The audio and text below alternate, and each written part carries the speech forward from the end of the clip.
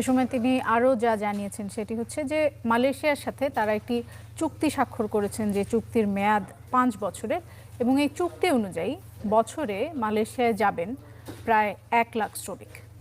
2 বছরের অচল অবস্থা কাটিয়ে শিগগিরই চালু হতে পারে মালয়েশিয়ার শ্রম বাজার।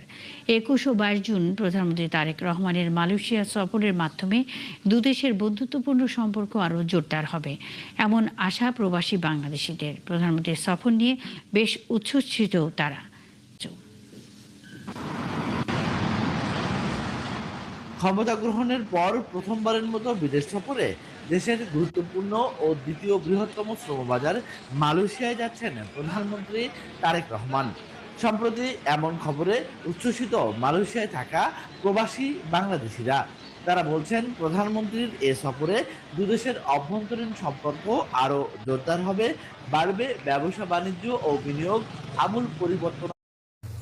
প্রায় 4 বছর পর চলতি মাসেই মালয়েশিয়া যাচ্ছে বাংলাদেশি শ্রমিক। ঢাকায় মালয়েশিয়ার মানব সম্পদ মন্ত্রীর সাথে জয়েন্ট ওয়ার্কিং কমিটি বৈঠক শেষে এই কথা জানিয়েছেন প্রবাসী কল্যাণমন্ত্রী।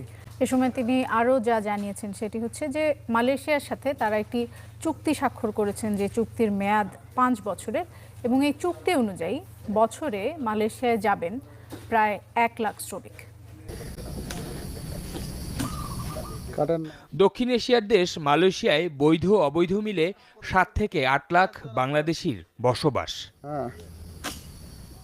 কাছের দেশ ও যাওয়ার খরচ কম হওয়ায় দেশের অভিবাসন প্রত্যাশীদেরও আগ্রহের দেশ মালয়েশিয়া।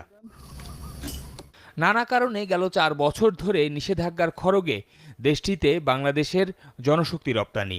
শেষমেশ 2021 সালের ডিসেম্বরে মালয়েশিয়ায় শ্রমিক পাঠানোর বিষয়ে সমঝোতা হয় বাংলাদেশের।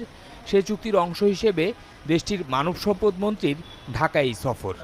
জয়েন্ট ওয়ার্কিং গ্রুপের বৈঠক শেষে মালয়েশিয়ার মানব সম্পদ মন্ত্রী বলেন, শ্রমিক রপ্তানিতে আর কোনো বাধা নেই, তবে কতটি রিক্রুটিং এজেন্সির মাধ্যমে শ্রমিক নেবে তারা, সেই সিদ্ধান্ত নেবে দেশটির ক্যাবিনেট।